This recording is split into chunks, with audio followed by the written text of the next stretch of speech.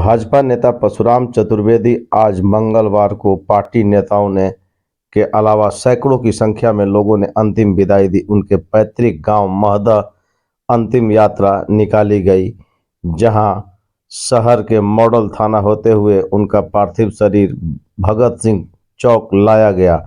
वहीं सोमवार को अपराह्न 3 बजे उन्होंने अंतिम सांस ली।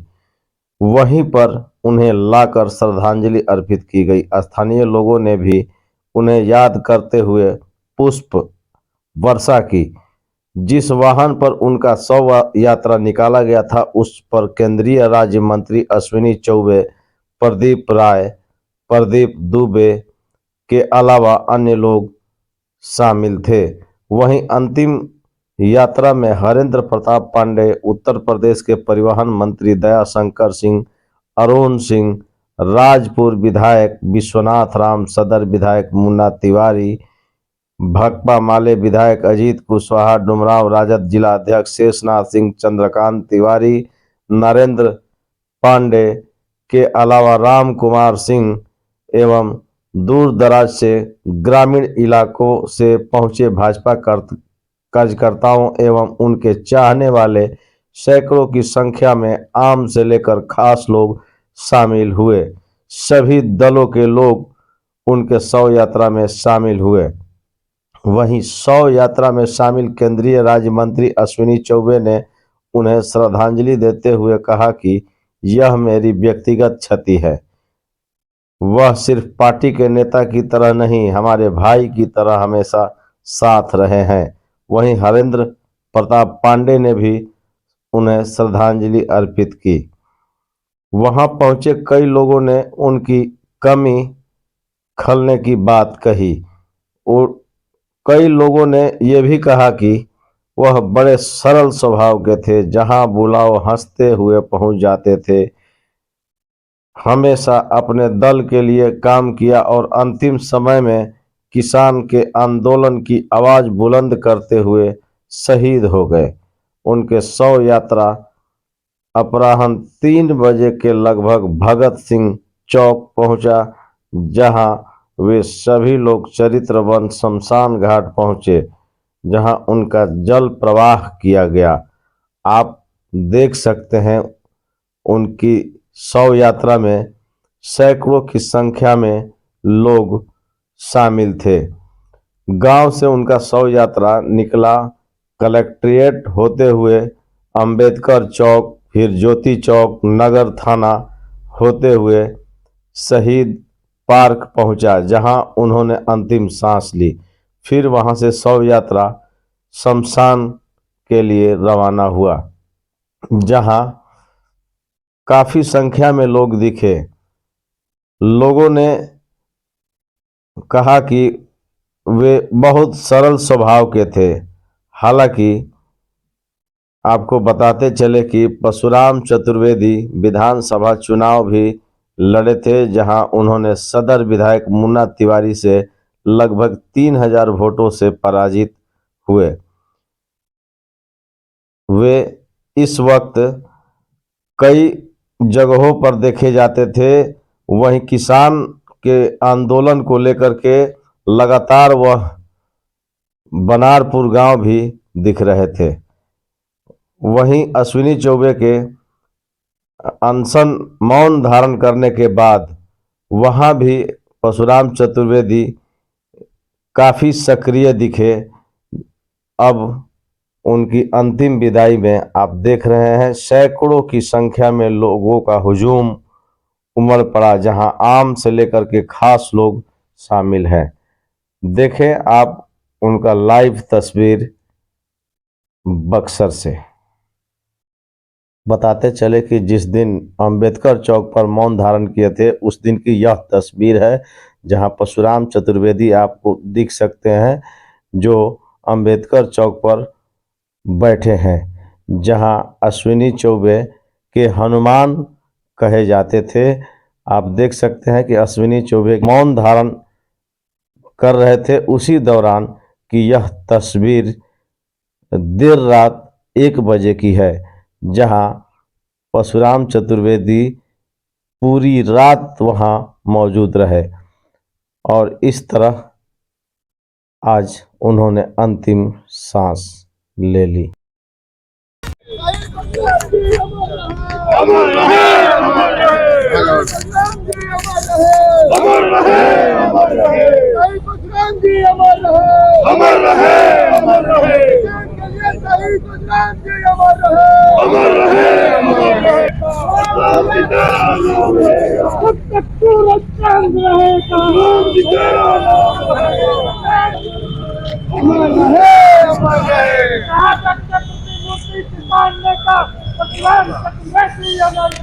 अमर रहे, अमर रहे, इस्लाम जिंदा नाम रहेगा। अमर रहे, अमर रहे, अमर रहे, अमर रहे।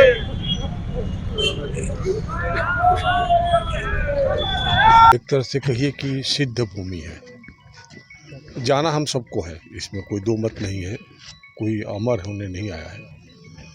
लेकिन एक मान्यता है कि जो व्यक्ति किसी को सेवा करने का मौका नहीं दे वो महान व्यक्ति। तो मैं तो यही कहूँगा कि बक्सर ने एक महान सपूत को खोया है और उसने किसी को भी सेवा करने का मौका नहीं दिया। आक्रोश मार्च के बाद हम लोग मीडिया को संबोधित कर रहे थे।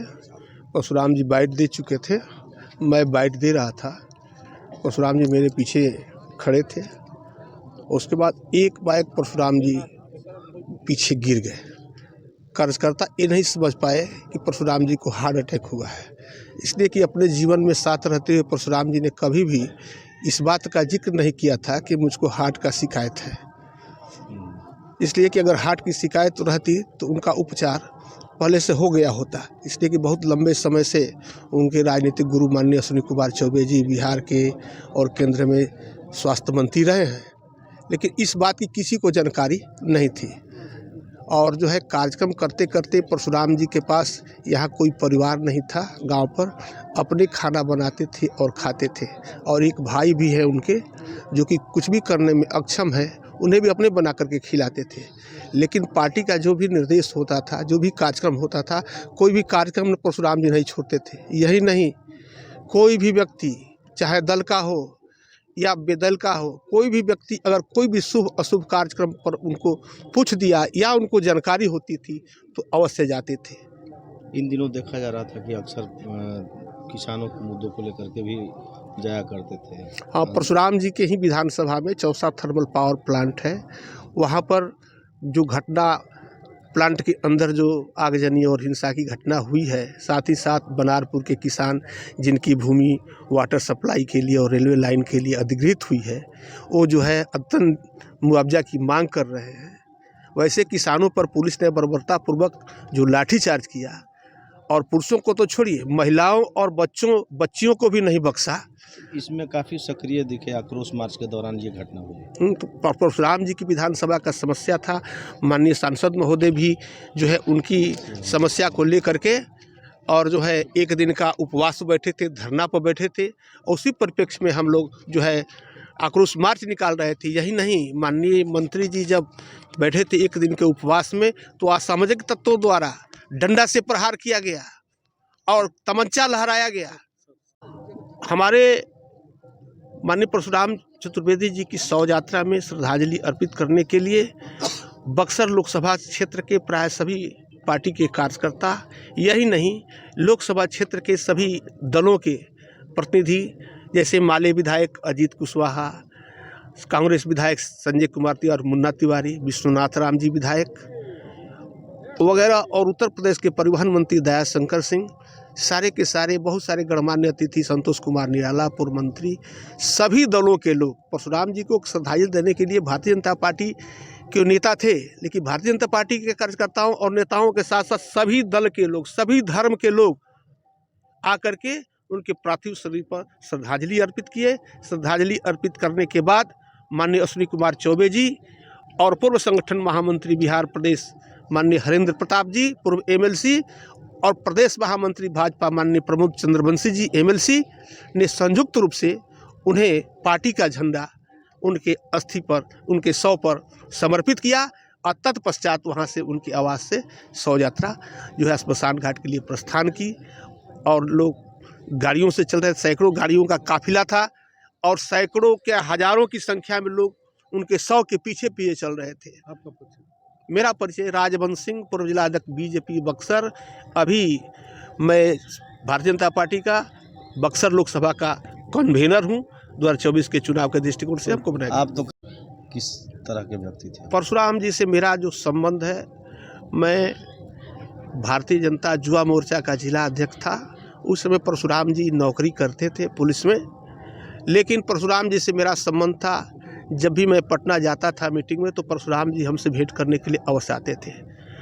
परशुराम जी नौकरी करने के साथ साथ भारतीय जनता पार्टी की राजनीति में रुचि रखते थे। कार्यालय में बराबर आना जाना उनका होता था।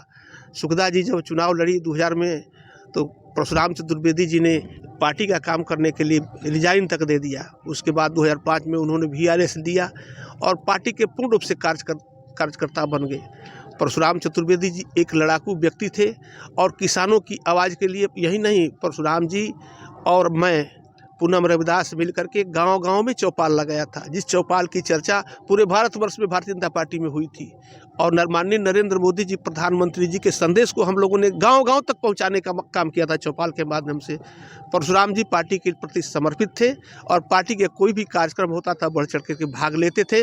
पार्टी के लिए बहुत दुखद समय है कि परशुराम जी जैसा एक कुशल राजनेता, कुशल कार्यकर्ता को हम सभी ने खो दिया। और हेल्थ के जो हमारे सिविल सर्जन हैं, मैंने रात में जब मुझे जानकारी हुई इस प्रकार की, मैंने उनको तुरंत कहा कि उसको सस्पेंड करो, तो लोग भी हैं उस पर कार्रवाई करो। मुझे पता चला है कि शायद कुछ कार्रवाई हुई है या क्या हुई है ये मुझे मालूम नहीं। और मुझे लग रहा है कि नीतीश जी कल रहेंगे, मुख्यमंत्री जी। आज मुक्तिधाम में अंतिम संस्कार किया गया, तो क्या परंपरा रही है, कैसे होता है?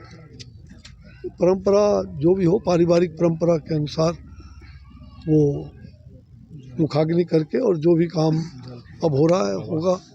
मुझे पारिवारिक जो भी संस्कार का अपना है वो अलग अलग लोक संस्कार, अलग अलग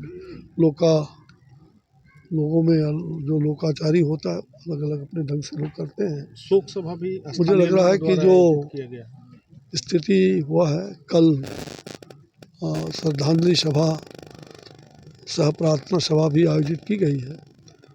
वो उसमें सभी सर्वधर्म सभी धर्म के लोग सभी लोग आए। उसके लिए प्रार्थना सभा और श्रद्धांजलि सभा का 10:30 बजे किला मैदान में वहाँ रामलीला मंच पर रखा गया है। और मुझे लगता है कि अस्पताल के ये शहीद हुए हैं, ये शहादत की प्रतिमूर्ति के रूप में आज परशुराम चतुर्वेदी जी ने पिछले 4 दिनों से किसानों के मुद्दे को लेकर के 4-5 दिनों से जो संघर्ष, रात दिन जग करके भूखे प्यासे, मुझे तो ये पता चला कि 2 दिन से ठीक से वो भोजन नहीं किए थे। घर पर कोई परिवार के लोग यहाँ नहीं थे, रात भर यहाँ सोए थे। और मुझे पता चला कि कुछ 2-4 रोटी किन्हीं के घर पर जा कर के बगल में किया था। दुख का विषय है। आज अगर मैं तो ये कहूँगा